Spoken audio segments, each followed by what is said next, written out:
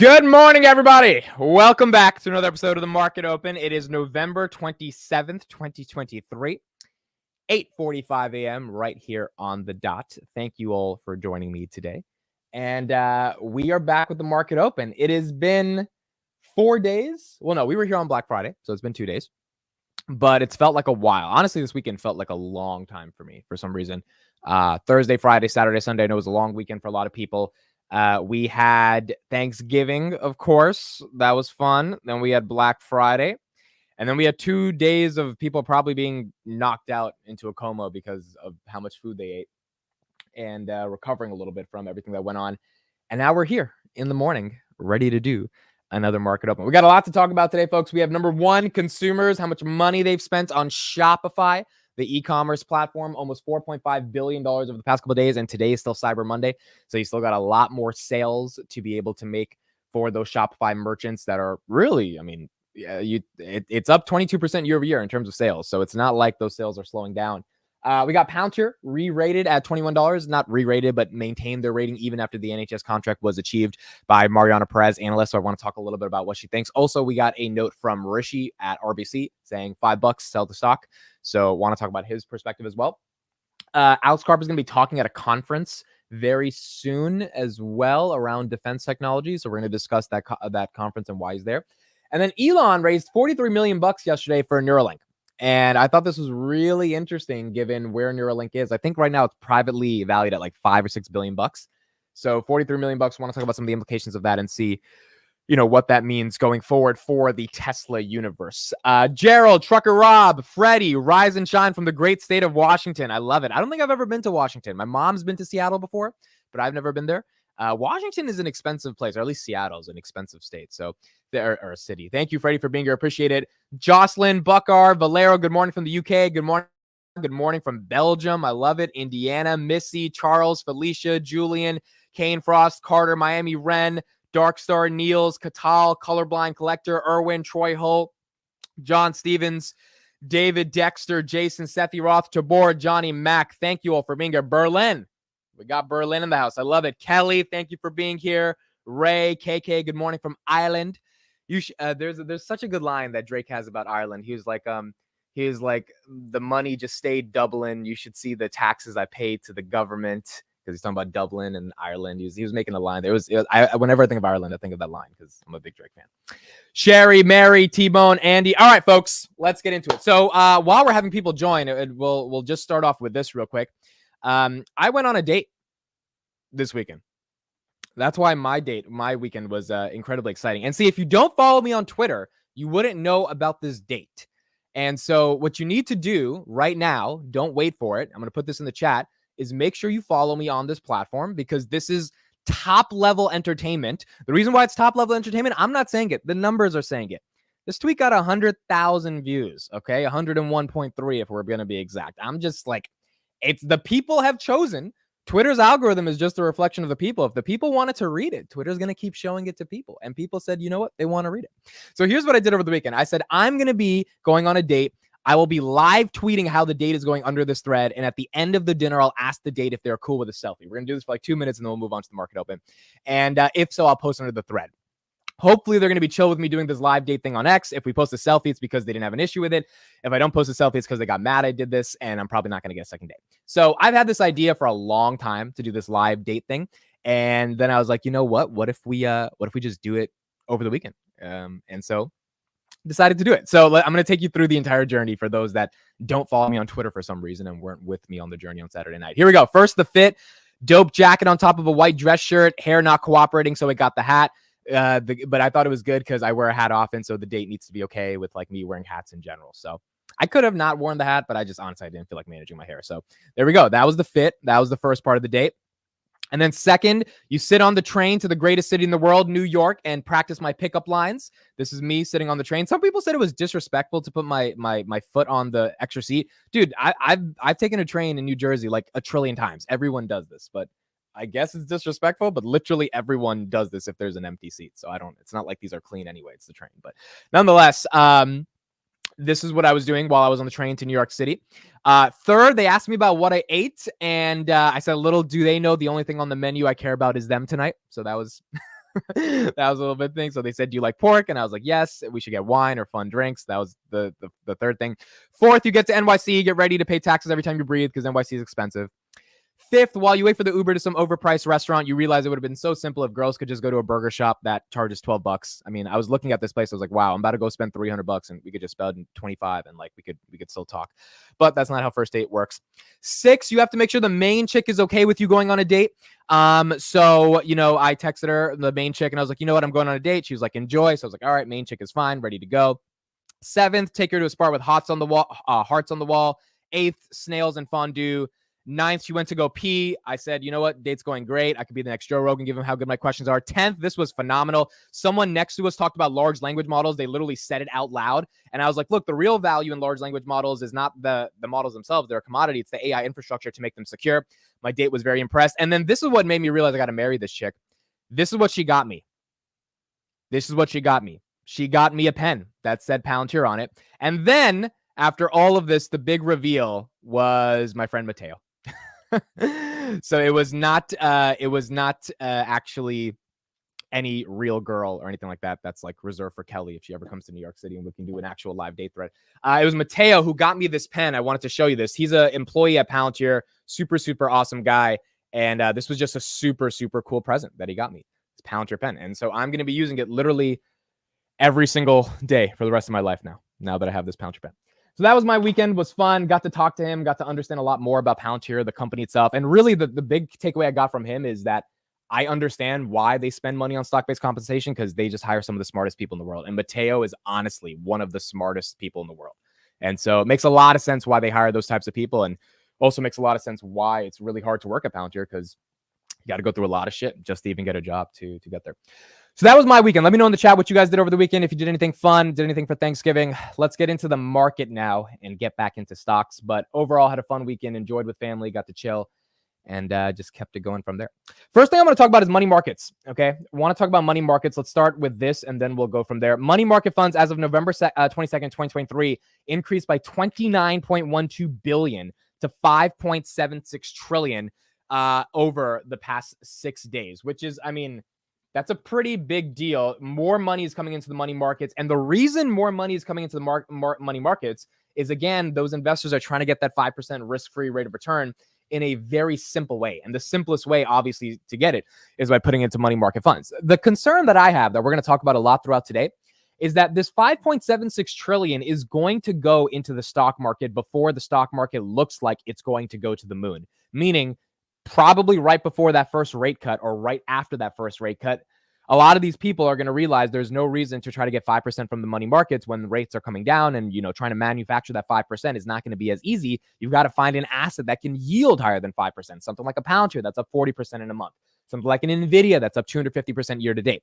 And the question is, where are you going to find those assets? Obviously, those assets are in the stock market or crypto, and crypto is just a little bit more risky. So stocks are going to be the beneficiary of that. The question becomes when that 5 trillion starts to get offloaded. And the first time we see a sentence from this website, ICI.org, for those that want to check it out, total money market fund assets decreased. The first time we see the word decrease instead of increase, that's how we'll know money is on a net level starting to come back into the equity markets and not stay in money market funds. So it's going to be really exciting to see when that happens. But I wanted to update you guys because, again, another $30 billion gets added into money market funds. So, I mean, those are growing at a level where people still don't feel the stock market deserves that capital. I think a lot of people think the stock market kind of is not in a bubble right now, but that we're going to have a moment of cooling. We're up 8.38% for the month on the S&P 500. S&P today is at 455. Palantir 415 in the pre-market. S&P 454.78 in the pre-market. So, I mean, we're up 8%. People think, you know what, maybe we collapse 2-3%, chill for a little bit, then we make our next way high. Some banks are saying 4,700 by the end of the year is very possible. I think that's possible as well. I think it's going to take a lot of momentum, and we're going to need Santa Claus to actually come to town. I think we're in the Santa Claus rally, but I think it's going to have to be a little bit more momentous for us to really get to that 470 level, or even 478, which is the all-time high on the S&P 500. Do you think the market will go down? I do. I'm 30% cash. That's from Anthony. I don't think the market's going to go down to the point where we see a 10% correction. I think at least until 2024, it's risk on. We're in a bull market and it's going to be fun. The problem is we're going to need a little bit of cooling because obviously market's done very well over the past couple of weeks. And so I would imagine that it just chills for a little bit, but I could be wrong about that. And the market could just keep doing what it wants to do. Verizon is down 3% in the pre-market. That's weird. Verizon's down 3%. Enphase is down 0.37%. Meta's down 0.46%. Truist is flat. Nvidia up a little bit. Nvidia, again, 478. And this is what I mean by the cooling down. Nvidia got to 500. Earnings were a spectacular beat, revenue expectations by $2 billion, but it's down to 478, down from 505, because at the end of the day, it was baked in. I mean, there was a lot of, I don't even want to, it's not fair to say it's baked in because the growth was so incredible that Nvidia got cheaper, but a lot of share price appreciation happened over the last 2 weeks for Nvidia, falling below under 300. So it's just tougher to keep it going up and up and up. Let's get an update here on what happened with Black Friday. So I want to transition to Black Friday. Amazon apparently had its best day ever in Black Friday sales. Then we're going to talk about Shopify as well, because I think there's definitely some implications for them. So let's take a look at this and then we'll keep going.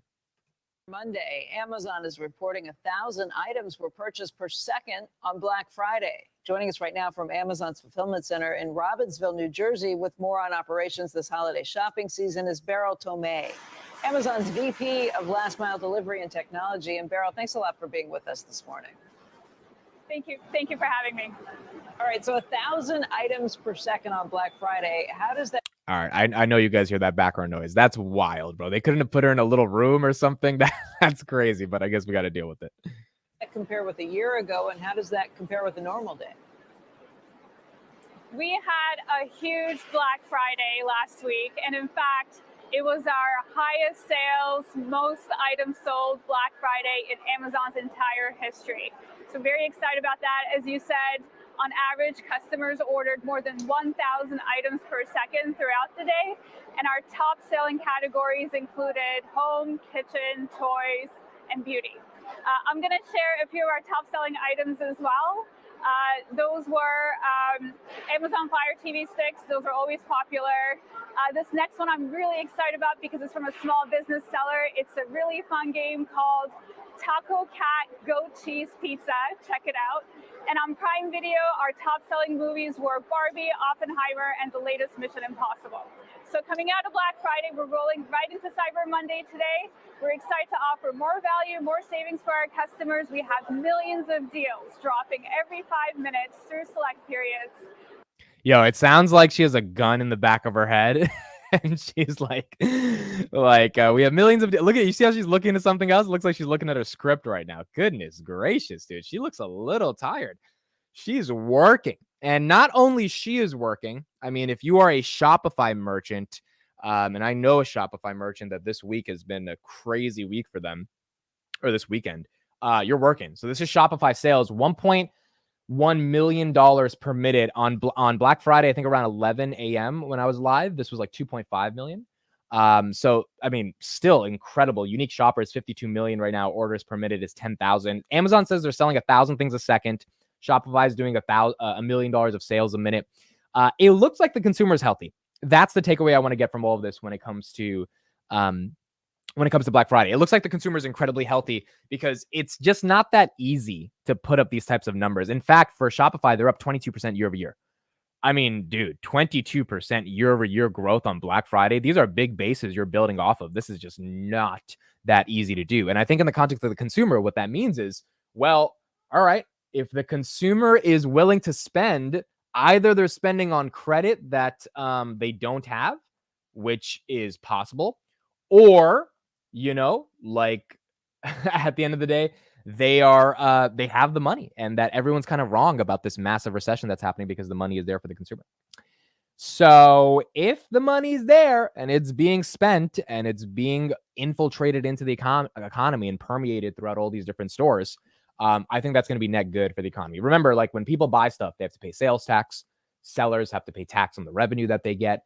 Suppliers and OEMs benefit from someone who's using them to be able to sell on Shopify, like the whole ecosystem of commerce. And I think Harley Finkelstein, the vice president of Shopify, or I think he's the president of Shopify Commerce, he did a really good job on Twitter, kind of just explaining over the weekend why commerce is such a central part to the broader economy. And Black Friday, Cyber Monday, essentially becomes this thing where people are in the mood to shop. And it's weird because like it's a very kind of consumer oriented thing that America created, and then we've exported that culture throughout the entire world. This idea that like you should be excited to get a good deal, even though like, you know, merchants are just like giving you this random discount that doesn't really matter at the end of the day, right? Doesn't really hurt their margins to that extent, but like they're just doing it because they make it up in so much volume. But they do it because it's like part of the culture.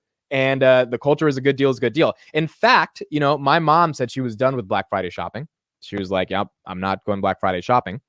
And I woke up on Friday morning. It was it was after the market opened. So I think I went downstairs at like 12 p.m.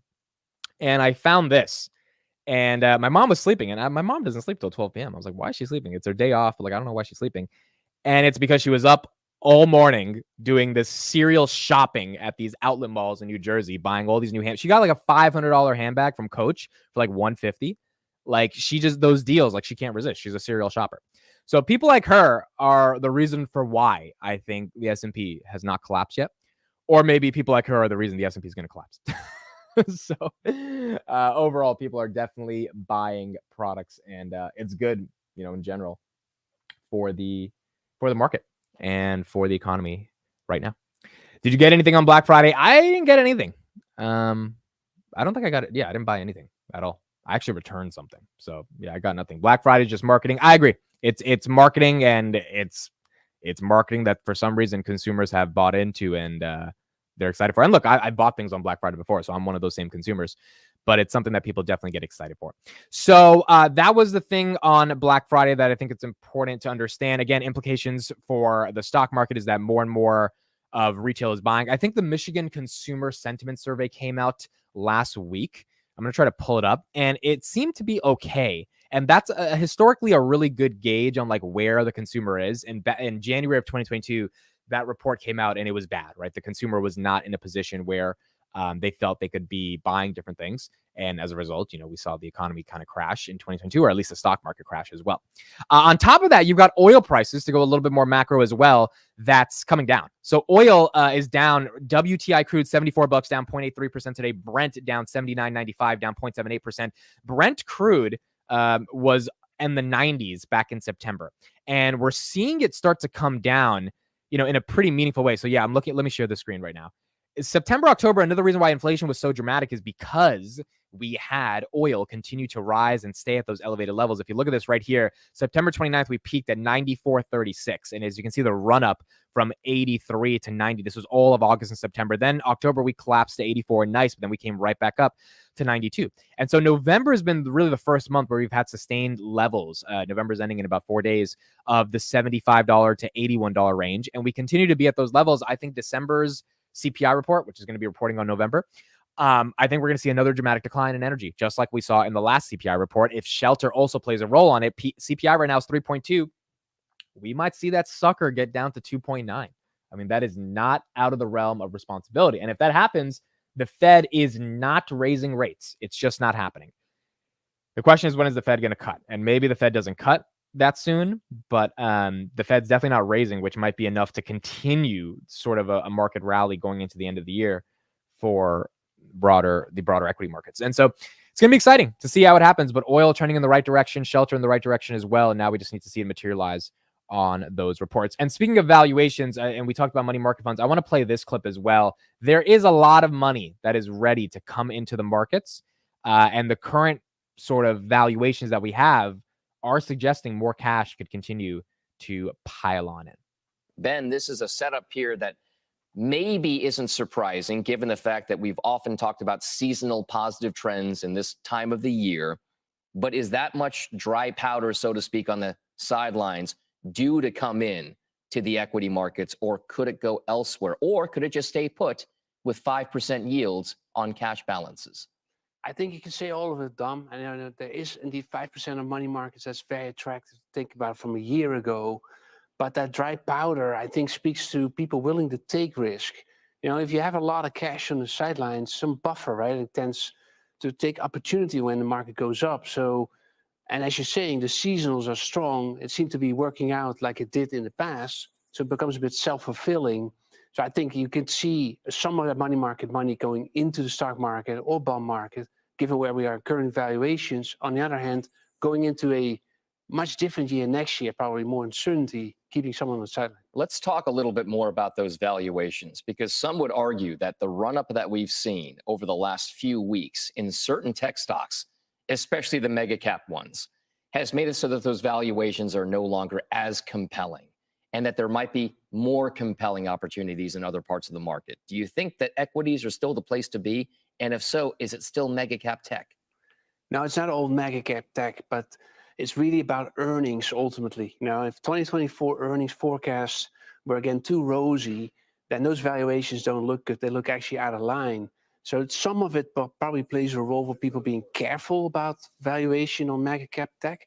But you can also look at small caps, or you can look at mid caps, where the valuations look more in line with where the forecast is. I think that's where the opportunity is if you believe, and we think, that recession scenario isn't really playing out, and most of the rise in interest rates have now been fully absorbed by, particularly, I think small caps are very sensitive to low interest rate, or to high interest rates. So, you know what's really interesting about this, and this is a conversation I was having over the weekend. I definitely want to get people's thoughts on this. I think his argument makes a lot of sense that big cap tech is not where you necessarily want to be given the run up. All of those stocks up at least 40 to 50% year to date. I think the lowest being at like 35%.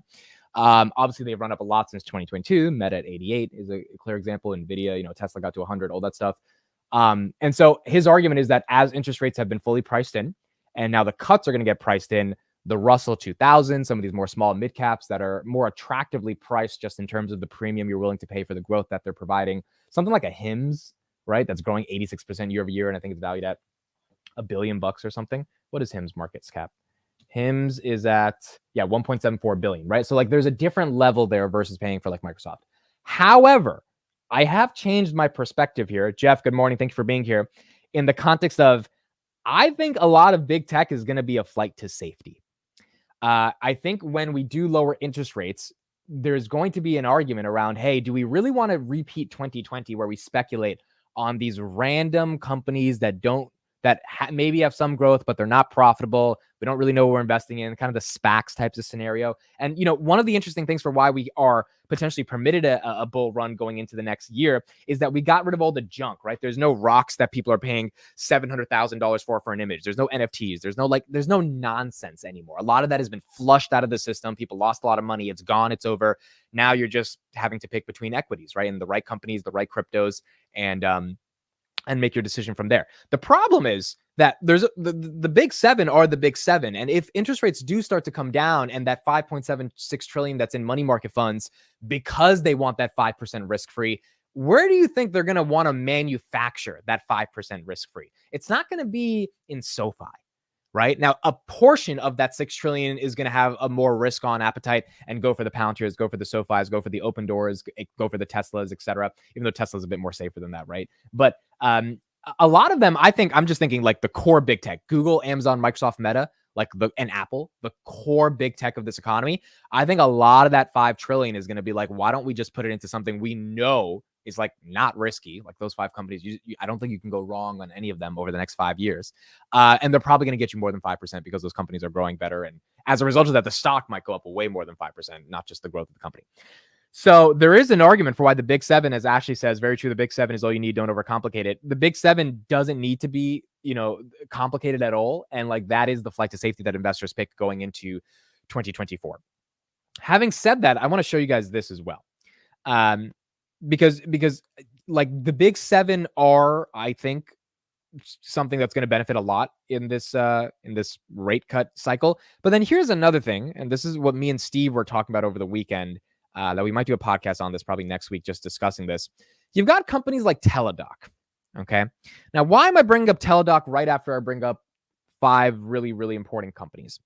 Well, the reason for that is because TDOC is what I would consider a small cap, $2.8 billion market cap, that potentially can do very well over the next coming 18 months as we get into a risk-on environment. Why is this the case? TDOC does $2.6 billion in revenue. The market cap is $2.8 billion. So basically, the enterprise value is close to 1. The market's not giving us, really a single multiple, any type of single multiple on premium, given where the market cap is in trading with revenue. $1 billion in cash, $1.5 billion in debt. So 66% of their debt they have in cash. The stock has gotten absolutely destroyed. It's down 27% this year, and the stock was at, I think, like $250 at one point when Kathy was really buying it. Right now, it's at $17. It's been bad. Telemedicine is not going to be what Kathy thought it was going to be. So I think she was wrong on that thesis, because to take people's blood, you kind of have to see them in person. It's like just not that easy to do it over Zoom.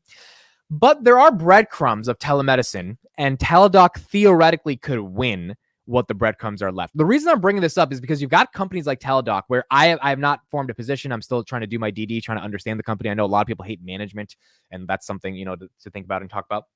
But you've got companies trading at such horrible valuations for companies that aren't necessarily going bankrupt or are bad companies. Teladoc is an integrated service provider for healthcare throughout the entire United States that potentially just could double or potentially could do, really well over the next bull market because the valuation is so bad. Now, if Teladoc was at like $80, $90, $100, that's not the case. At 17, trading at 1-to-1 on an enterprise value, you start to really think, maybe there's something here that we got to look at. And I think there's going to be a lot of these gems in the market that are starting to open up because stocks have gotten so crushed. And remember, the Russell 2000, these small caps, they have not gone up. Big tech has gone up this year, not the small caps. Very few small caps, like SMCI is a good example of a small cap that has actually ran up, but not that many small caps have really had their day in the sun, right? Or if they did run up, they came right back down to normal levels after, like that Tupperware stock, right? Like that meme stock. So Teladoc's a legit company. They're not fake. Matt says, I used Teladoc the other day. It was actually super convenient. Teladoc is trading way below 2018 value and has grown quite a lot since then. Chris in the chat saying people are chasing dividends. That's another really important point. So when you look at something like Teladoc, and me and Steve, I want to do a podcast with him about it. He was just talking about the fact that there are companies that are out there that have grown dramatically. I mean, PayPal is a great example, grown dramatically since the collapse of the market in late 2021. Doing things like buybacks. Chris was talking about Finance Junkies.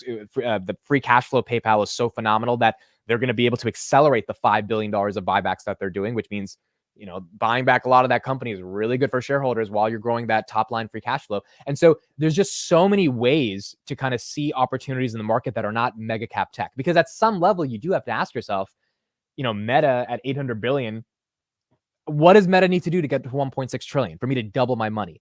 Again, at 338, it needs to get to 680 something to double. And that's not easy to do. I mean, to just imagine Meta going to 600, it's not easy. Whereas Teladoc, imagine going from 17 to 34, which is a $4 billion market cap. You start to ask yourself, wait, there's maybe some things that can happen that make this a little bit more easier than obviously like a Meta doubling that quickly. So I think it's something to think about in terms of small cap tech that does have potential to rise, but you have to pick the right one, because obviously if you pick the wrong one, it's going to get crushed. Robinhood, I think, is an example of a company that's the right one to pick, just given the due diligence I've done on that. But if you pick the wrong one, it can be tough. Chris, also another good point. People like retired need income as well. Yeah. And a lot of that can be made up through dividends and yields. And so a lot of the chasing on the yields can happen as well for those that just want some type of retirement income coming in, or some type of just monthly income coming into the door. Ty Gordon says, won't AI make Teladoc obsolete? Serious question. I believe Teladoc's moat, I say that word lightly, is in their integration of AI with telemedicine. That's at least what I understand from Kathy. I haven't looked at Teladoc in a long time. In terms of doing due diligence, I think me and Chris did a podcast on it a long time ago where we were talking about Teladoc, like in 2022. It was a live stream. Yeah, the peak of Teladoc I'm looking at was 292 February 2021. So it's down 72% past 5 years. And so for me now, as an investor, as I'm growing, when I see something's down 72% over 5 years, really in the past 2 years, before I be like, oh, that's a shit company, I ask myself, does the market potentially have it wrong? Because there are many times where the market has it wrong and there's an opportunity. Now, a lot of times the market has it right. And, you need to be humble enough to realize, no, the market is right. But sometimes the market's wrong. And at $17, maybe the market's wrong about Teladoc.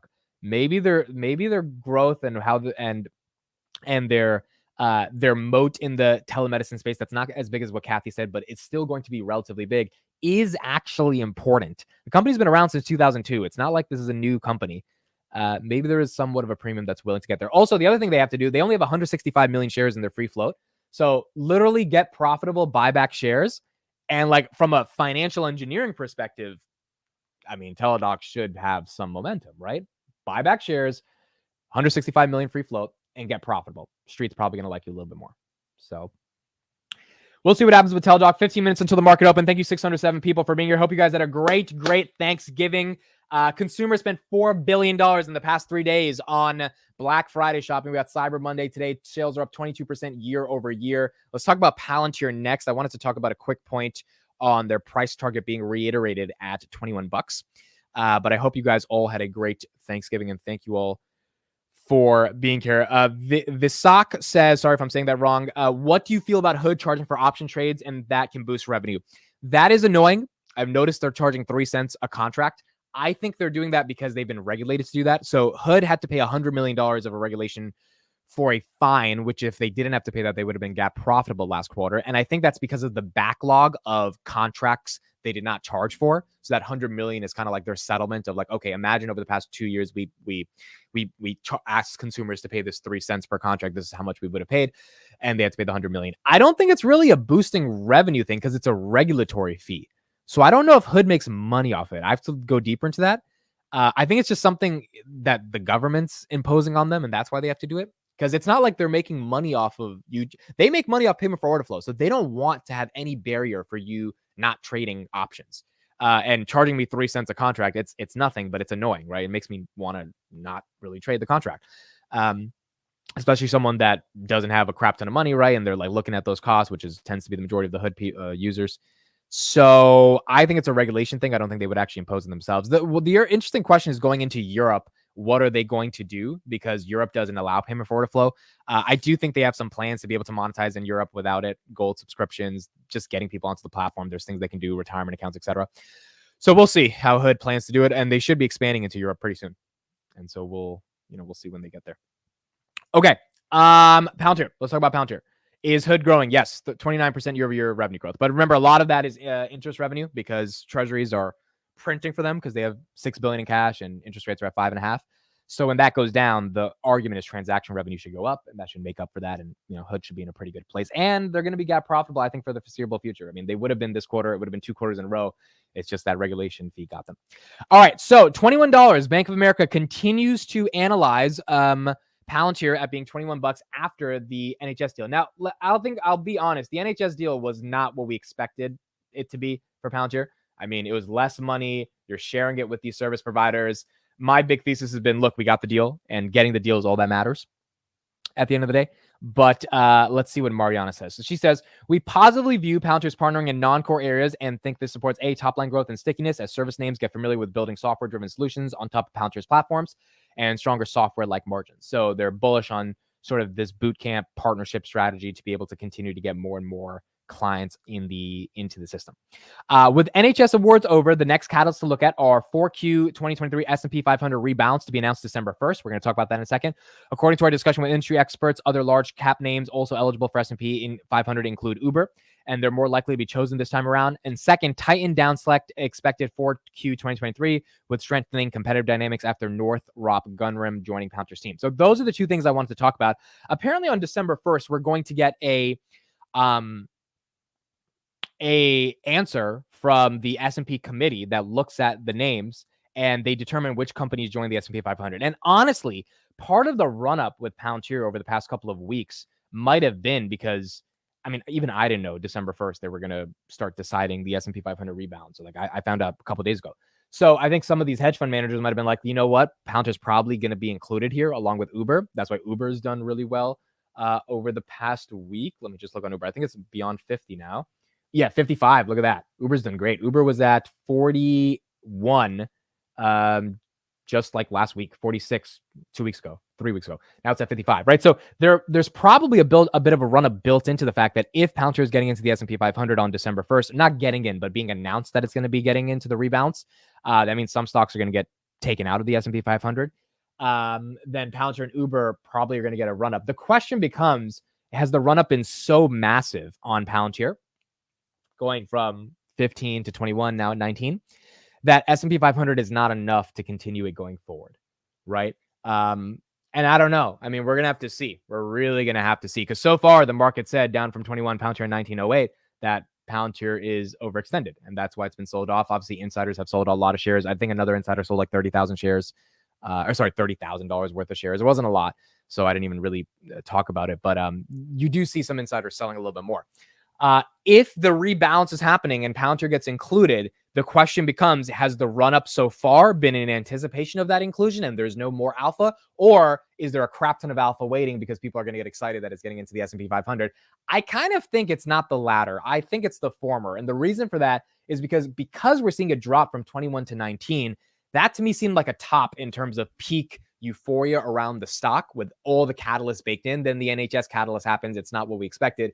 And you get a typical sell the news event. I don't know if Palantir's ready to make a new high on $23, $24 just because of S&P 500 at 19. Is it possible? Yes, especially if the market rallies, right? S&P gets to 470, something like that.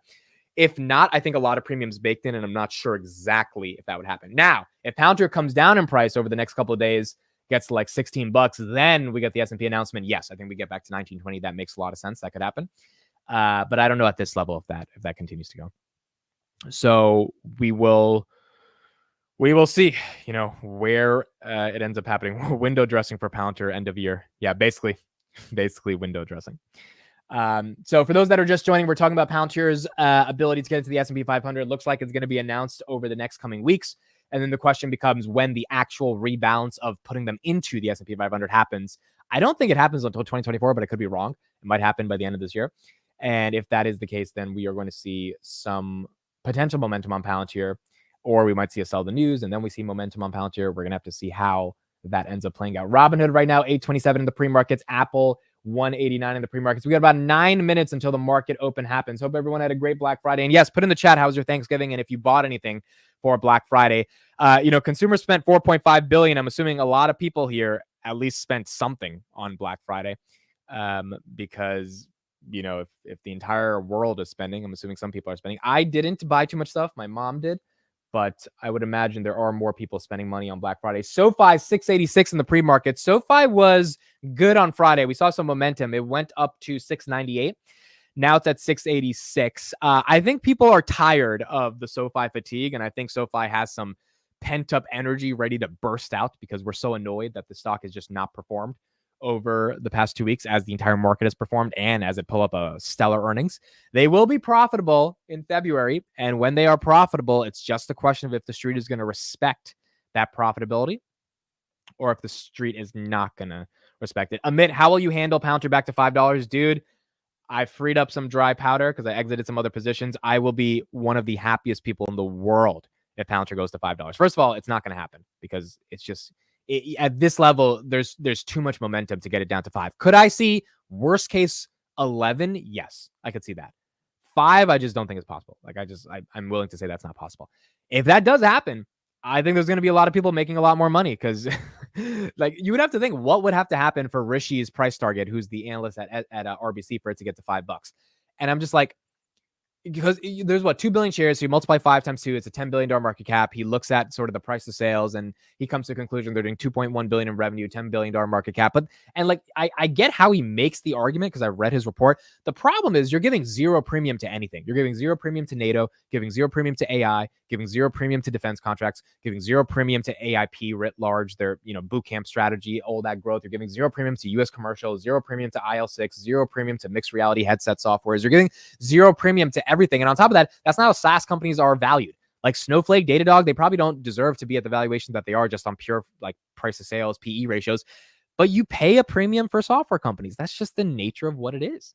And when you pay a premium for software companies, as we point out the writ large counter in the chat, I've been good. I've only done it once in the past 40 minutes, so I've been good. You pay a premium for software companies because they grow better than other companies. It's why NVIDIA is getting the premium they're getting. The reason they're getting that premium is because they're growing better than everyone else. So this whole Palantir to $5 thing, it would be hilarious because if it happens, I know longs would just I would just sell everything in my portfolio and I would just go 100% in Palantir. And I should have done that when it was at $6. So I wouldn't make that same mistake again. The problem is I'm not going to get that opportunity again. There's no way in hell that's going to happen because the market has found out about Palantir. The cat's out of the bag. I mean, let it be very clear. The cat's out of the bag. When you've got Dan Ives, who's a very prominent investor, speaking about $25 and they're the Messi of AI and all this stuff. Dan has a big megaphone, man. A lot of people listen to him, whether you like him or not. And when he put out that note, I remember I was at the park and I recorded a video. If you guys remember that video, I was at the park. It was on July 25th or whatever, 27th. And I was just analyzing this whole Dan Ives. I was like, it was a big deal because someone like that saying $25 you get a lot of people just excited to get into that name, regardless of if they know anything about the company. That itself is baked into the stock in terms of the premium it's getting that won't let us go back to that $5 range. I mean, if we get down to 15, 14, I would be like, all right, I'm going to buy the dip. I just don't even know if we get to that level. So I don't think that $5 thing is happening, but if it does happen, I think a lot of people would buy. Snow reports earnings on Wednesday. Okay, so this will be interesting. Snowflake right now, Snowflake I think is growing at 30% year over year. Snowflake 170. Yeah, Snowflake right now, $56 billion. This is what you're paying for.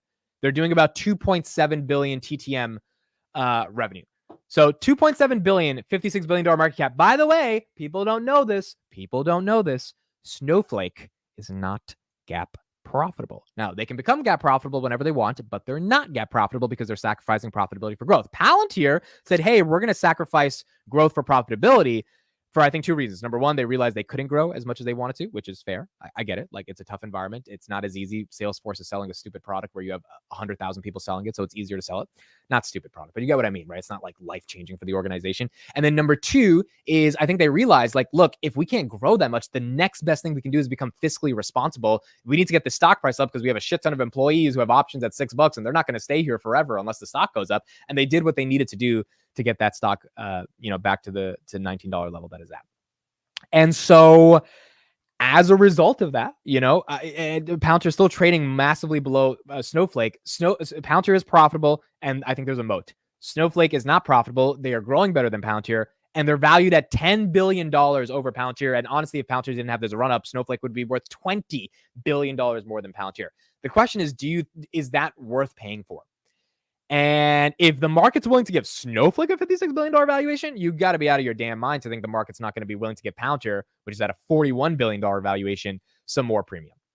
Because it's just like Palantir is doing just $600 million less than Snowflake in revenue, which is a lot, but it's not like Palantir is doing $500 million. Snowflake's doing $2 billion. Snowflake's doing 2.6. Palantir's doing 2.1, right?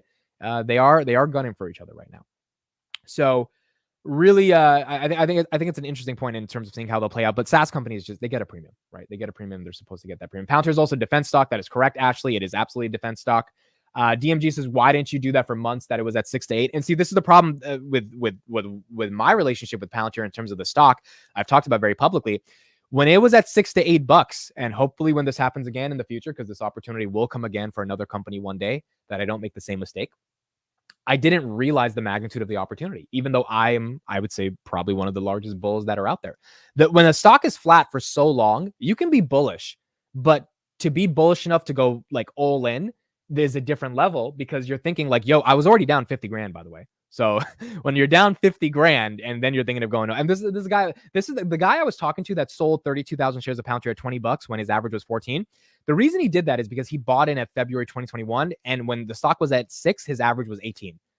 So he got his average down from 18 to 14, which is not an easy thing to do. I mean, $4 going down means you're buying a shit ton of shares. And I was buying a lot at 6, 7, 8, but I only got my average down to 15 because I bought so high, right? And so it's just the nature of things that happen. It's a really good lesson to learn that you should go even deeper when your conviction is that high, because the stock being priced stupidly, even though it's flat, Palantir was almost flat for 15 months at that $7 to $10 range. It's tough to deal with, but like the sun does come up in the morning one day. And I think at that point, I didn't see the sun coming up in the morning. I saw the potential of the company, but I didn't know when the sun was going to come up. And this is, Prakash, he's a good friend on Twitter. He made the same mistake with NVIDIA. He didn't make that mistake with Palantir. He's now 50 years old. He missed NVIDIA when it was flat for a while, even though he had, the resources to buy up a lot of NVIDIA. And so with Palantir, he bought a lot of shares at $8 because he wasn't going to make that same mistake. And, it's just something that you gotta learn from for the future. So if Palantir does get a dip, I think a lot of people will be buying it. Do you own NVIDIA? No, I do not own NVIDIA. I missed the run up. Currently, I wouldn't buy at these prices. I wouldn't start a position in NVIDIA at these prices. It's not that it's overvalued. It's just that I wouldn't feel comfortable getting into NVIDIA after it's up 250% year to date, So also, I don't understand NVIDIA as much as I understand other companies. I think I have a decent understanding of like GPUs and things, but like definitely not enough to the point where I could really talk about NVIDIA and give a succinct bull thesis where I sound proud of myself. So NVIDIA is a tough one for me to buy. But if NVIDIA keeps going up, I think companies like Palantir should go up because they're going to get some benefits from that demand for GPUs, given software will continue to be procured because AI will continue to be trained on these models. So Software companies should do well if NVIDIA does well. All right, we got about 20 seconds until the market opens. Thank you, everybody, for being here. It's going to be Cyber Monday after Thanksgiving weekend. Let's see how the market takes in these retail sales, how the market thinks about what's going on. And also on Palantir, really interested to see, is the market ready to continue giving it a premium, or does the market feel it's gotten a little bit too high right now and it's going to take some back? 9:30 a.m., November 27, 2023. Thank you all for being here. The stock market is once again open.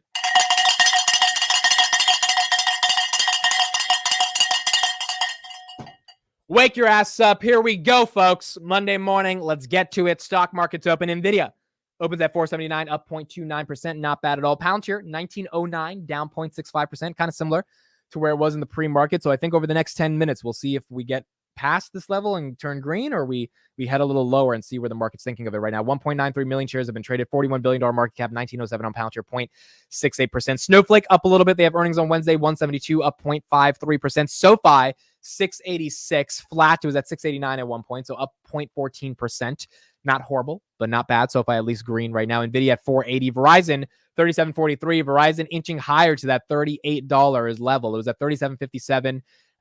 So we're seeing Verizon right now continue to get a little bit of green from the market. NASDAQ, 14,255, up 3 points. Really, NASDAQ's flat. So when the NASDAQ is flat on a Monday morning, I think the market's kind of like, all right, we're just going to cool down for a little bit. I mean, like the market, NASDAQ literally up 3 points. I mean, it is flat. So we're seeing a little bit of maybe let's just chill. We don't need to go down, but we could chill. Let's go to the S&P. S&P, I think, is at 454. Yeah, 455. S&P is also flat. It's down 0.03%, down 16 cents, basically down nothing. So S&P also at 455 being flat with the NASDAQ. Tesla 235 right now. Microsoft 377, close to those all-time highs at 379. Shopify, I wanted to see this one, $71.51. It's interesting. Shopify, I think the valuation, I've seen people call it massively overvalued. I guess there is an argument to make about overvaluation. It was at $32 last year. I mean, this year. So it's doubled this year, which is nice. The numbers they reported are phenomenal. I think investors are just worried about what does that mean for the bottom line for Shopify. So, $4.5 billion in sales, up 22% year over year for Black Friday. That's amazing. How much is that really going to increase Spotify's operating margins? I think is the important thing to think about. Market cap of 92 billion. I believe Shopify does $2.7 billion in revenue TTM. Let me actually check right now. Shopify does they are doing revenue yearly. Revenue growth is 25% year over year revenue. I'm totally wrong. Sorry.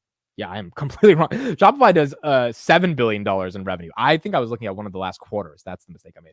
Yeah, so Shopify makes a lot of money in terms of their overall revenue growth. Their profitability was really good until 2020. That's when they went all in on growth and they turned to be unprofitable because obviously COVID, they were like, this is a massive opportunity.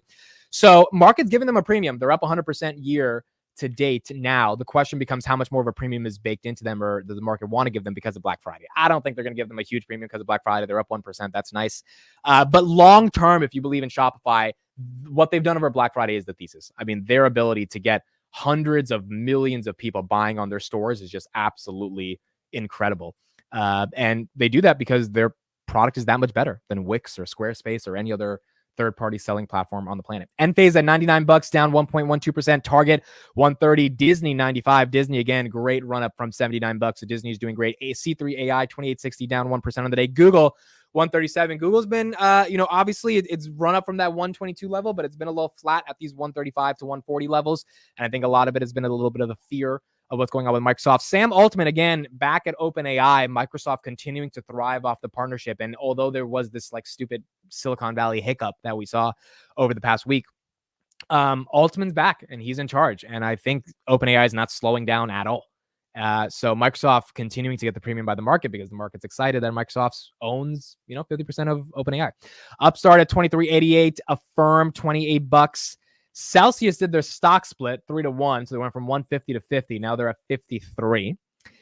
Look, I like Celsius. I think the growth is awesome. I don't know if I can buy an energy drink company just based I've never bought a consumer packaged good companies and went long on them. I would have to do so much due diligence to sleep easy at night knowing I'm owning an energy drink. Like, it's just, I don't know, bro. What if consumers just don't feel like drinking it anymore? Like, I know these are stupid, naive concerns, but they're concerns I think that are relevant. Because I've never owned a CPG company or a company that sells food and stuff like that. You never know. What if like Celsius is just not that exciting anymore to people? What if Red Bull takes, like, these are concerns I think about when I think about Celsius. And obviously their growth has been so good that I don't know how much more upside is baked into the stock.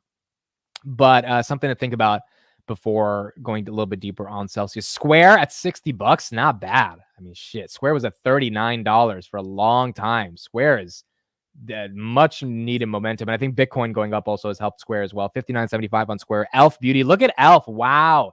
I think this is kind of Black Friday oriented. Elf was at 92. Now it's at 116. They got a dip right before their earnings. And yeah, I would imagine Elf Beauty on Black Friday, Cyber Monday, they're printing a lot more money. And the reason they're printing that money is because people like Elf. People like that makeup brand. And so they're probably going to be doing it. Kelly says, my accountants still call it Spotify. Yeah, Shopify and Spotify, they also have a partnership they announced because everyone like messes up their names. I remember they announced a partnership a couple months ago. Spotify right now at $181, $182. Spotify has done really well this year, up 100% year to date. Truist, where's Truist? We didn't check on Truist. Where's my baby Truist? Oh, and then we got to check Palantir. I just saw Palantir. Oh boy. Truist at 31.52, down 0.82%.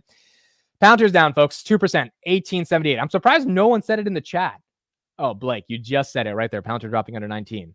I was going off on Shopify. I should have been hearing alerts. Palantir under 19. Oh, man. All right. So it's down 2%, 18.73. We are now at levels that we were at right like a week after earnings. So about mid-November. That's the levels. About 2 weeks after earnings, Palantir got to this 1870 range. Look, it's still up a lot, but obviously, you know, if you bought at 2120, it's tough. Now, and see, this is what happens, right? When you buy at 2120, when you're buying and chasing at the top. My biggest question on Friday was who the hell is buying the stock now? Who's going to buy? Because before the NHS, before everything, you had a ton of buyers. Now my question is, who are the buyers? Because people have to save, like people have to buy this dip when it happens to stop the dip from becoming astronomical, right? And the question becomes, who are the buyers? I don't know.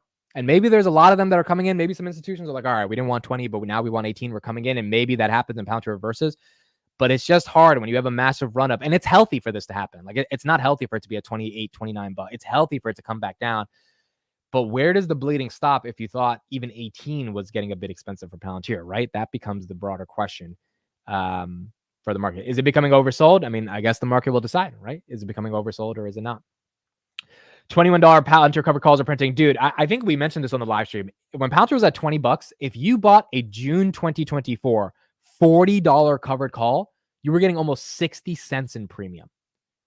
Like it was one of the most absurd covered called premiums I've seen in my entire life. Because realistically, if Palantir got to 40 bucks by June 2024, I think a lot of people in the chat would be okay with selling.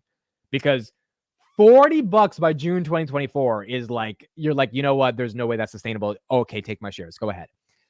So if your shares did get called away, it's whatever. The probability of that is so low, though, that you're making, you know, a nice 5-6% on your shares with that 60 cents in premium. Like, it's kind of crazy making that much money off of something that's probably not going to happen by, you know, 40 bucks June 2024. And if it does happen, then you're okay with selling. So it was a hell of a premium for Palantir on that covered call. And again, that speaks to the euphoria. The reason you were getting that premium is because people were buying $40 calls. Like, that's how these covered call premiums work. You get the premium off of people buying that call, right? So when it's same thing with cash secured puts, you're getting a higher premium because people think it's going to come back down to that level. So people thought at the height of it a week ago, Palantir was going to 40 bucks June 2024, which is why you're getting that premium. And that's why you were able to take advantage of that. I know Adam, he was telling me he was taking advantage of that as well.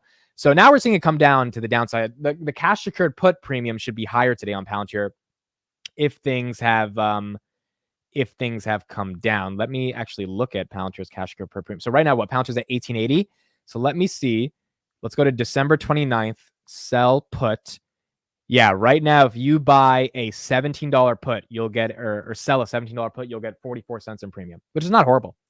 That's not too bad. That's 4.4% on your money. That's not crazy. 17.5, you're getting 5.7% on your money. That's 57 cents. And the question is, do you like owning Palantir at $17.05? I have 5 cash secured puts for Palantir December 15th at 14 bucks. And I got them a while ago.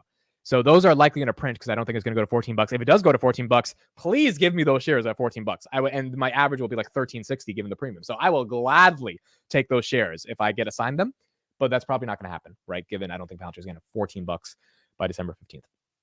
Adam in the chat, baby. Yep, you know who took that? It was Adam. Adam made a lot of money off those premiums, and so not too bad. Matt says one of your boys said on Twitter, I was never going to be wealthy because I sold cover. Who was one of my boys who said this?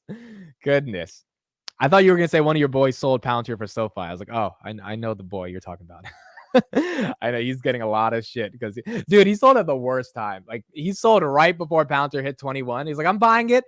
I'm selling Palantir for SoFi. And then SoFi goes like 630 and Palantir's at 21. And everyone's looking at him like, yeah, we're not listening to you next time. But it was all in good fun. Palantir recovering a little bit now, so the dip's being bought up a little bit. 8 million in volume, $41 billion market cap, 1895.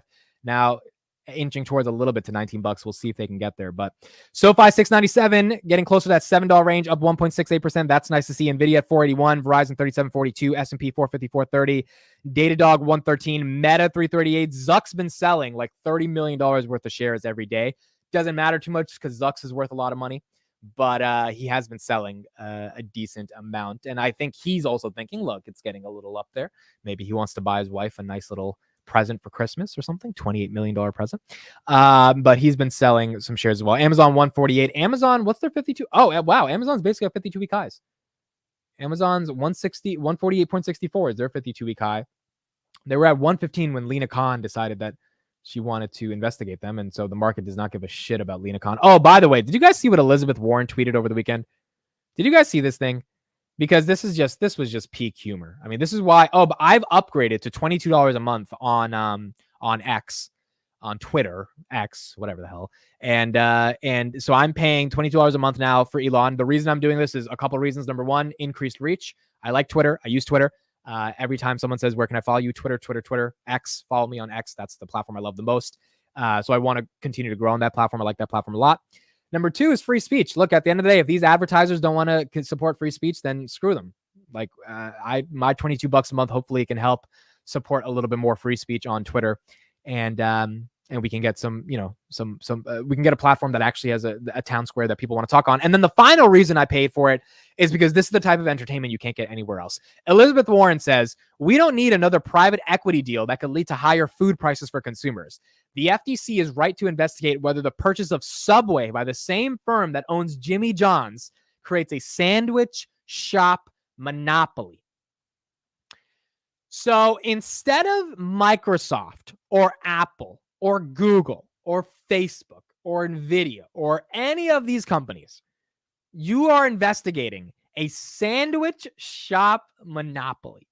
I mean, this is just like, when I saw this over the weekend, I was just Alex Tickerson, you had a great comment. He said, Senator Warren is single-handedly trying to dismantle the industrial sandwich complex. That's what we're doing here. Big sandwich must not win. It's like, dude, what? It's insane. It's just absolutely incredible. So this is the type of entertainment you can't get from anywhere other than Twitter. Netflix is not as entertaining as Twitter to me. I mean that. Netflix does not offer the entertainment. I pay more for Twitter than I pay for Netflix, and the entertainment I get from Twitter is better than the entertainment I get for Netflix. It's just that simple. It's just that simple. Twitter is great. It's just absolutely great. I mean, once you get into the right algorithm, the right feed, the stuff you see on Twitter is just better than anything else on the planet. There's just no other place that has better content. That's it. So that is another reason, why I upgraded to Twitter. But ultimately, this is going to be good for Elon Musk. Hopefully, more people decide to upgrade. Let me show you another piece of news as well. Speaking of Elon, let's talk about this. One of his companies has raised some money, and that company is Neuralink. Okay, so Neuralink has raised some money. I think this is important for Tesla shareholders, and I'll tell you why I think this is super important for Tesla shareholders, and it's important for Twitter. It's just important for everything. It's kind of like Elon's master plan is actually starting, in my opinion, if Neuralink becomes as successful as I think it can be. So Neuralink raised $43 million in funding, new funding last night. This was released. $43 million. This is the SEC filing. And I think the company's valuation now is like $6-7 billion. Why is this super important? It's really funny. He bought Twitter And what is Twitter? Essentially, Twitter is 500 million tweets a day of just pure data, the most up-to-date, relevant data about what's going on in the world. Is some of it misinformation? Is some of it not real? Is some of it satire? Yes, but I would say there's probably 50 million out of the 500 million tweets that are tweeted a day, so 10% of them that are like really good data you can train AI models on. All that AI training material is proprietary to Elon Musk, meaning he owns the company.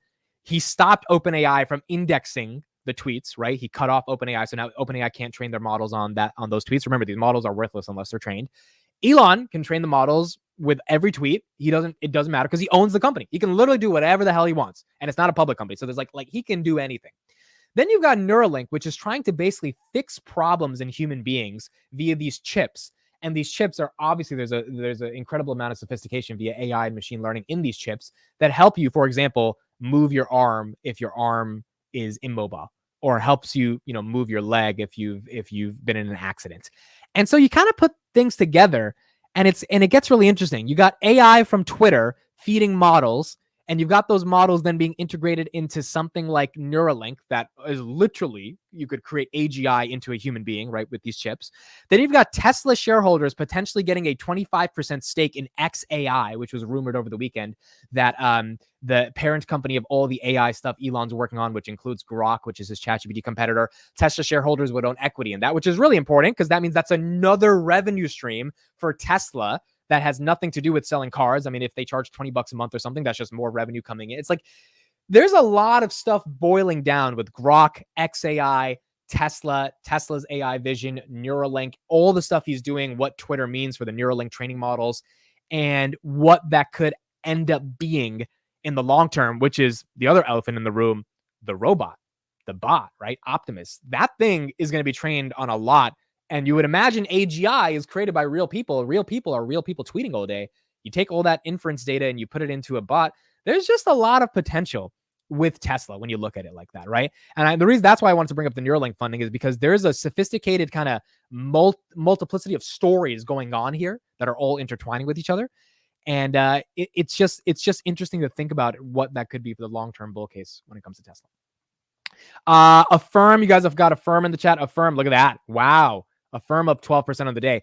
I don't know why it's up 12%. I don't know what news dropped on Affirm, but I do think that a lot of people are using Affirm this weekend because of buy now, pay later, right? A lot of people checking out with buy now, pay later. That could be potentially a reason for why Affirm gets excited. They have that Amazon partnership as well. So potentially Amazon doing really well, Affirmed as well, because so many people use buy now, pay later with Affirm.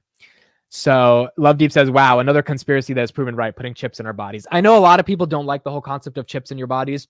I would say to be a little sympathetic. If your legs didn't work, would you be willing to let someone put a chip in your body to have them work again? I would.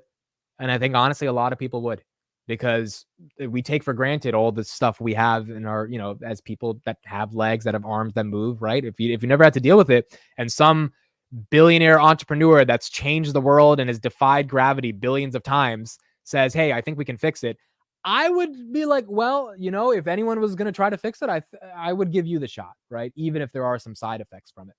So long term, I think this is stuff that at the end of the day, if it's going to help a lot of people, you can't really be scared that it would help it. Hell yes, hell yeah. Like a lot of you think that it would help for sure.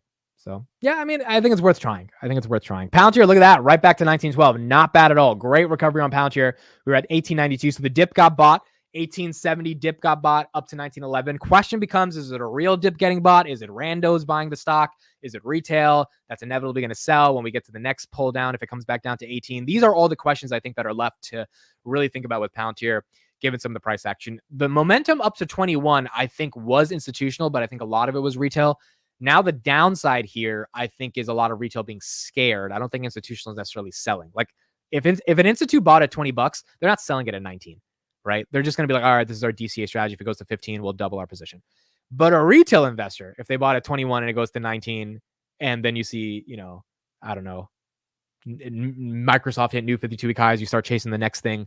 That's when things can get a little bit scary from there for retail. So we'll see how they react. Matt says IDK, people can still doubt Elon. I agree. I mean, I think Twitter is going to become a phenomenal product. It's going to make a lot of money. It's going to probably 5x from the valuation it is right now over the next decade, I believe, because it'll become an incredibly important. Oh, Linda Yaccarino, the CEO, was tweeting that that like impressions are up 64% year over year on NFL Thanksgiving weekend. People are bookmarking 65 million times a day. Bookmarking is when you save a tweet. I've been bookmarking a lot more just because I like, if there's a tweet that I like, I'll save it and I'll come back to it later. So there's just so much more activity that's going on in the platform because people are doing more things. People are using it more and more. Yeah, bookmarks are now 65 million times a day, up 30% just in 3 months. I mean, dude, like these types of stats you never saw in the previous administration. You never saw them say, oh, there's these many bookmarks, these many replies, these many tweets. Like they just said how many DAUs they had because they had to publicly. And you never knew if they were real or not because there were so many bots. And so I think we're getting a lot more transparency from Twitter. And I think it's going to be big. I really think it's going to be big over the next 5-6 years. SoFi. Is SoFi green? So, wow. Oh, no, it's down 693. Okay, I thought it was at $7. It's down from 698, but at least it's green, up 1%. We got SoFi getting better. I think we talked about this on Friday. Noto bought another 22,000 shares last week. So he's bought 68,000 shares over the past month, which is not bad for Noto. Little drop in the bucket for him. Not bad. I think also, let me show you guys this. Speaking of SoFi, I did see Robinhood's top questions for SoFi. SoFi's doing a Q&A with shareholders on what do you call it? What do you call it? I'm blanking out here. Oh, on their December shareholder thingy. It's not an earnings call. That's why I was blanking out. I was like, I don't know what to call this, but it's something that they're doing. And these were the questions. Do you have PayPal, mate? Yes, Brian, I have PayPal. I got 10 grand in PayPal. That's my position in PayPal. Okay. So here are the top questions. When will the company be profitable? 4.8 million shares were represented by that question. And it's so funny because they've literally said Q4 GAAP profitability, not even many times. They said it 2 weeks ago on a conference call. So this is retail that really does not pay attention to what's going on with SoFi, right? For 5 million shares to be like, yeah, this is a question we want to ask.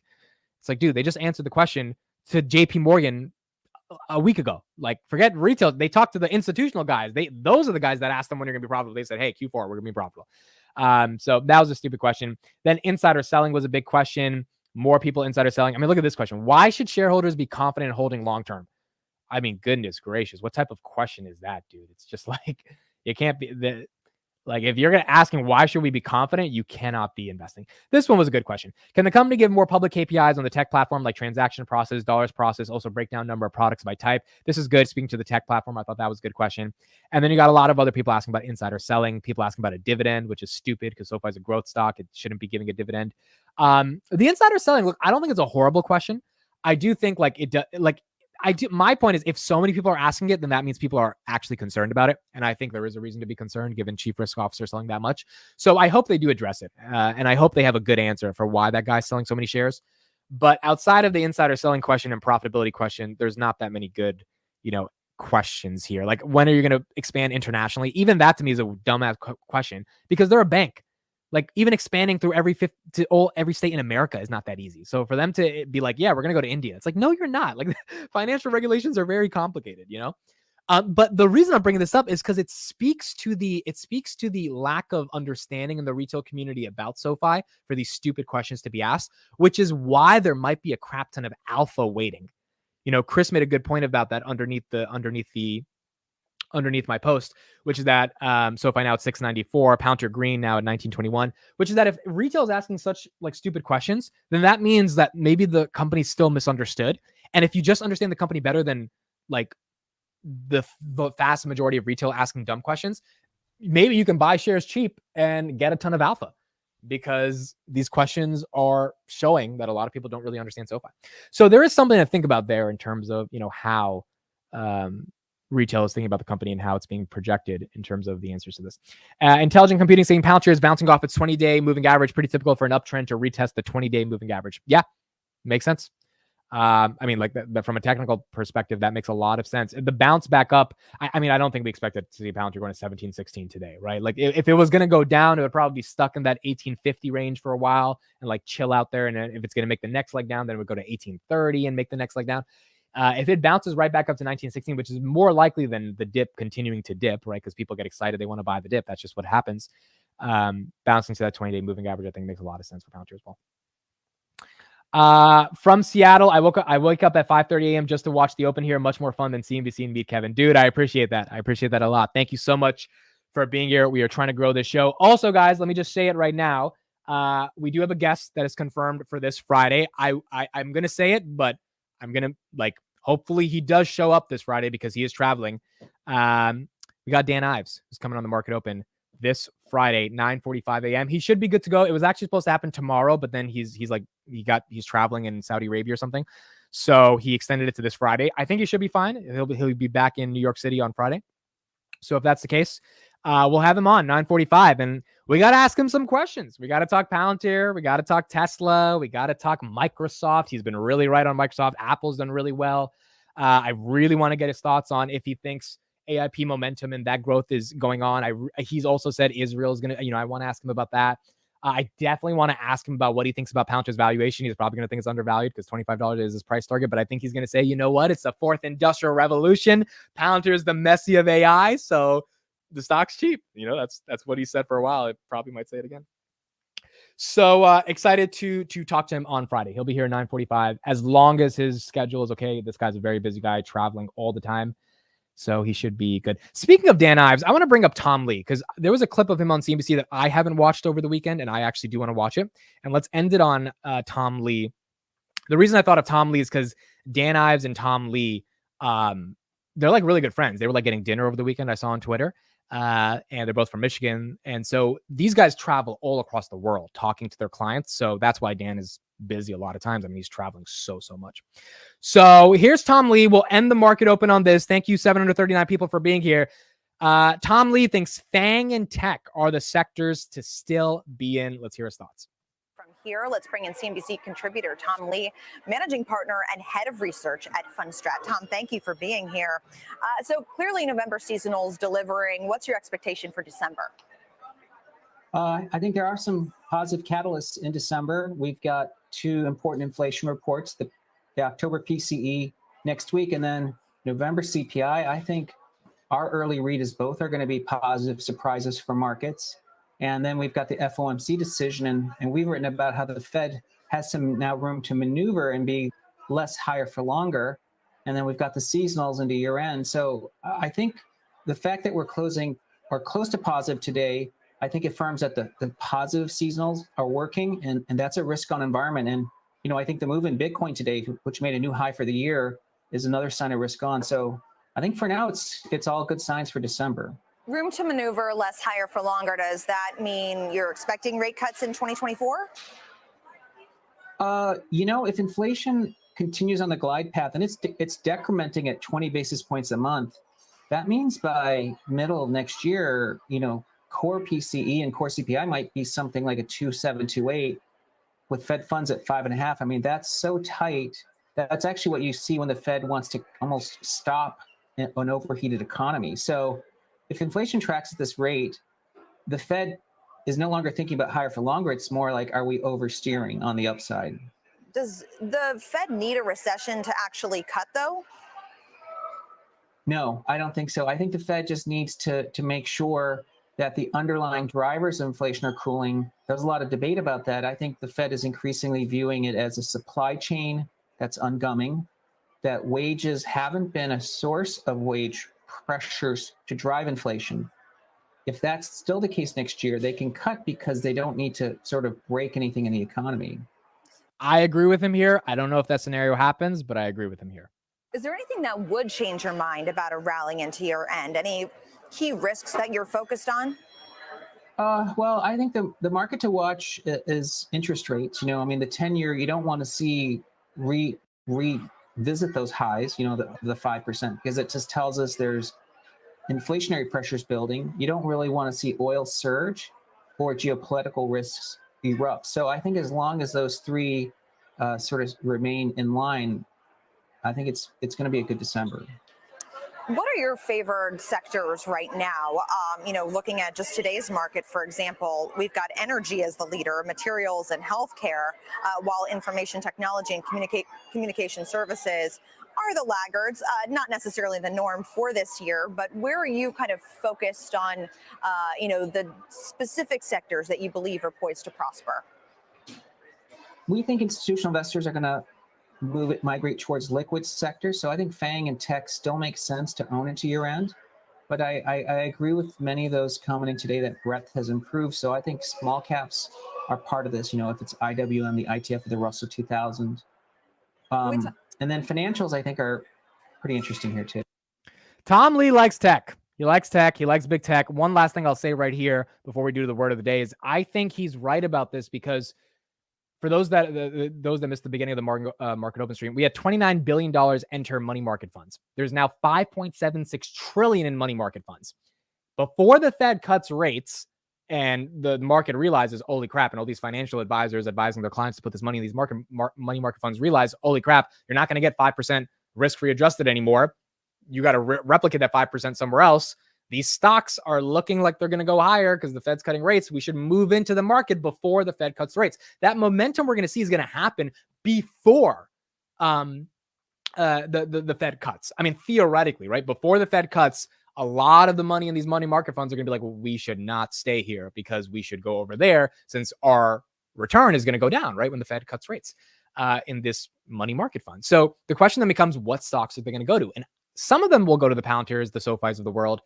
I think a lot of it will go to a flight to safety, which is FANG, which is what Tom Lee is talking about. So I really do think the $6 trillion in money markets, it's going to make its way into the market probably over the next 2 years. The question becomes when that happens, and when that does happen, what is the allocation? Like if 2 trillion leaves over the next 10 months, is it 80% FANG, 20% speculative, or is it switched and small caps and mid caps actually do way better because, people don't want their take their chances on Meta, given Meta's run up so much already. I think that's going to be the interesting dynamic to see over the next couple of weeks. All right. So that's it. That's what Tom Lee had to say. Let's do the word of the day, folks. And then we are done for today. Thank you for joining me on the Market Open Fun Monday, last week of November. So let's make sure we kill it. Word of the day is vertiginous. Vertiginous. Liable or threatening to cause the dizzying sensation of vertigo. This is an interesting one. I think I had vertigo at one point in my life. Vertigo is like when you're really dizzy and like you just can't stand still. Everything's moving. Sometimes people get it when they're sick or when they've been in an accident. I think I had vertigo like 10 years ago or something. I remember feeling it, but I don't typically tend to have it. Vertiginous. Liable or threatening to cause the dizzying sensation of vertigo. All right. Well, the market has not really been vertiginous over the past week. It's not been dizzy. It's just been going up. It's not been going back and forth. It's been going up 8% up for the month right now in the S&P 500. We'll see if we get a little bit of cooling down over the next couple of weeks. And then we'll go from there. Let's end it on this. Garcia says, a mitt is still a virgin tenuous. Thanks, Garcia. That was... I'm one day I will lose my virgintinoidness. Okay, that I ruined that. All right, thank you guys so much. Appreciate it. We will see you guys tonight on another episode of Finance Junkies, 9 p.m. Eastern, and also we'll do another Palantir Daily episode. We're back since we're starting the week on Monday. Kelly says you make me vertiginous. Aw, that's good. That I make her. Make her go back and forth. I make her dizzy. Thank you, everybody. I appreciate it. We'll see you tomorrow on the Market Open. Have a good one, guys. Bye-bye.